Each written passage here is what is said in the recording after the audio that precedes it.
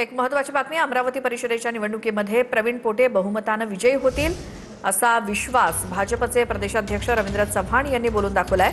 तर स्थानिक पातळीवर भाजप विरोधात घेतलेल्या निर्णयाला संमती देणार। अमरावती विधान परिषद निवडणुकीवरनं काँग्रेसचे प्रदेशाध्यक्ष हर्षवर्धन सपकाळ यांची प्रतिक्रिया। मला खात्री आहे की या निवडणुकीमध्ये प्रवीण पोटेजी हे प्रचंड बहुमताने जिंकून येतील। हा विश्वास महायुतीच्या सर्व तिथल्या असणाऱ्या नेत्यांनी, कार्यकर्त्यांनी आणि मतदारांनी सुद्धा दिलेला आहे।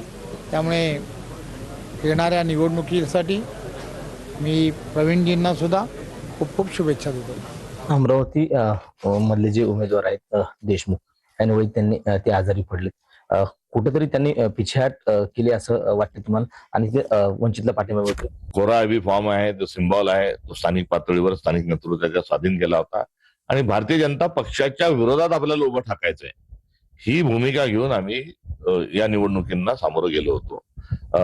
त्या अनुषंगानं स्थानिक पातळीवर उमेदवार हे सर्वदूर ठरवले गेले, त्यामध्ये अमरावतीचाही ठरवला गेला।